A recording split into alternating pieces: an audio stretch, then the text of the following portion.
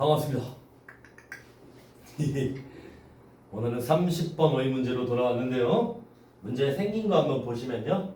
30번 그리고 42번 두 문제가 좀 출제되고 있는 트렌드입니다. 요즘 추세가 좀 그러네요.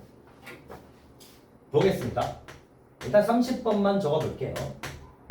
발문을 보시면 다음 글의 밑줄친 부분에서 문맥상 낱말의 쓰임이 적절하지 않느냐 물어보기 때문에 이게 낱말 문제라고 부르시는 선생님들도 계시는데 좀 멋있게 어휘 문제라고 불러드립니다.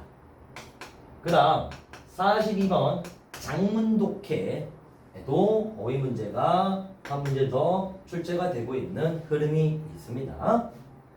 근데 이 어휘 문제를 어떻게 푸는지에 대해서 오늘 초간단 수업을 좀 해드리자면 놀랍게도 어휘 문제는 뭐랑 문제 유형이 같냐면 우리가 봤던 23번, 24번 같은 글의 주제를 파악하자라는 어휘 문제라고 쌤이 적었지만 이 문제는 사실 대의 찾기 문제 유형에 완벽하게 소속되어 있는 단어입니다. 그러면 소재를 찾을 수 있어야 된다는 것이고 뿐만 아니라 소재를 찾고 나서 지문에 내가 중심 내용을 해석하는 것도 중요한데 뽑아내는 능력이 중요한 게 독해잖아요. 이게 똑같다는 거예요. 근데 뭐 이런 뻔한 얘기는 누구나 다 할 수 있을 것 같고 그래서 지문의 소재를 찾는 방법에 대해서 우리가 독해 공부를 한다면 자주 공부를 하셔야 되는데 이 30번과 42번 어휘 문제는 지문의 소재를 공짜로 알려드립니다. 그냥 대놓고 알려줘요. 어디? 어휘 문제의 소재를 드러내는 방식은 무조건입니다.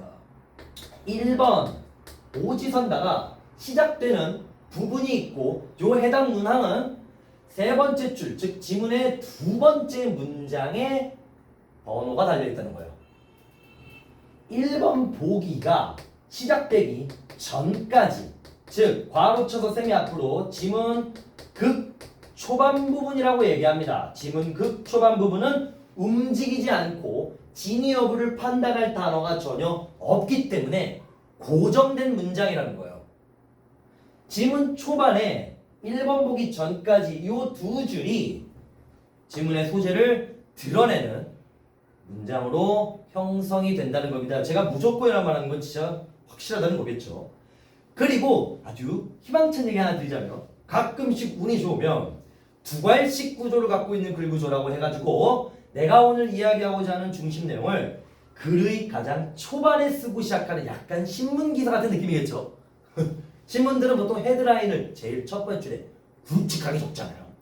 그런 것들 두괄식 구조라고 하는데 그런 글 구조를 가지고 있는 경우들도 많이 있습니다. 근데 뭐 어쨌든 차치하고 항상 30번 문제의 지문 초반에 중심 내용을 알려주고 시작하는 건 아니지만 확실한 건 소재를 무조건 알려주기 때문에 지문 초반 부분의 해석이 가장 중요하며 조금씩 문장 해석을 해가시면서 문맥적 판단을 하시는 게 중요할 것 같습니다. 됐죠? 그 다음 여기서 가장 중요하다는 겁니다. 소재 파악을 위해서요. 그 다음 이제 두 번째로 중요한 능력은 뭐냐면 어휘 문제는 특히나 지문에서 이야기하고 있는 중심 내용이 중간에 뒤집히고 하지만 그러나 하면서 반전이 일어나는 경우들이 유별나게 많아요. 그럼 반전의 유무가 있는지를 확실하게 확인하고 있냐 없느냐에 따라서 이 단어의 뜻이 올바른지 틀렸는지가 결정된다는 겁니다.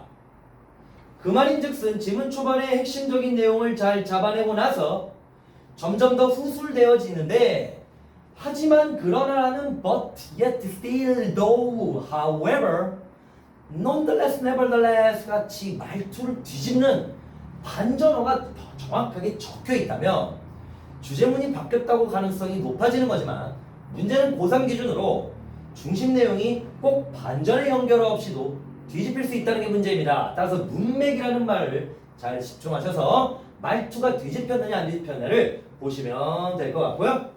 마지막입니다. 오지선다에 밑줄 쳐져 있는 단어가 결국에 올바르냐 틀렸냐를 묻고 있는 문제 유형인데 예를 들면 1번에 엄격한 제한과 규제라고 적혀 있는데 요게 맞느냐 틀리냐를 물어봤을 때에는 밑줄 친 단어에 반이어를 넣어서 문제를 풀어야 되는지 확인하는 문제이기도 합니다. 2번은 접근 권한, 이용이라는 뜻으로 해석하시면 될 것 같은데 이게 이용할 수 있다라는 긍정문이 맞느냐 아니면 제한되어져 있다라는 반이어가 들어간지를 묻고 있는 문제가 어휘 문제가 된다는 거죠. 3번 같은 경우에는 필수품이라고 적혀 있는데 반대뜻은 뭐 쓸모없는 것 따위에 부정적인 명사가 나와야 되는지를 묻고 있는 문제니까 정리해서 오늘 마무리 짓자면 질문 초반에 핵심적으로 소재를 잘 뽑아내고 그 다음 그 녀석에 대해서 필자가 생각하는 말투가 뒤집혔는지 안 뒤집혔는지에 따라서 이 자리에 단어가 맞는지 아니면 이 단어 뜻에 반대 뜻을 넣는 단어가 정답으로 됐는지를 확인하는 문제형입니다. 소재 주제 찾는 연습 계속 하자는 말씀 드리면서 우리 다음 시간 수업 예고를 좀 하자면 30번 어휘 문제는 지문의 대입찾기 문제 유형이랑 거의 같은 문장이라고 말씀드렸지만 다음 시간은 35번부터 문제풀이를 들어갈 겁니다. 빈칸초를 빼고요. 35번부터 시작하는 문제 유형들은 또 새로운 문제 유형이고 솔직히 어휘 문제랑 전혀 다른 문제 유형이지만 푸는 방식이 완벽하게 똑같을 것이기 때문에 어휘 문제 어떤 생각을 가지고 지문 해석을 할 것이냐 잘 기억해 놓으신다면 다음 시간에 이어질 35번 무관한 문장 36, 37 문단 배열 38, 39 문장 삽입 문제들 도 푸는 방식이 같기 때문에 수업의 이해도가 높아질 거라고 기대해 보겠습니다. 질문 초반 해석 잘 소재 뽑아보시기 바랍니다. 있든 없든 주제의 반전 이러한 점지는 문장의 해석을 통해 말투와 뉘앙스, 문맥이 바뀌었는지를 확인하는 게 중요하겠죠. 됐죠? 수고하셨습니다. 다음 시간에 흐름 파악하기 문제 유형부터 35번부터 문제풀이 다시 들어가겠습니다. 복습 잘하시고 이런 생각 가지면서 어휘 문제 접근해 보시기 바랍니다. 됐죠? 오늘도 화이팅입니다. 잘하실 거라 믿고요. 앞으로 더 잘하실 겁니다. 수고하셨습니다. 바이바이.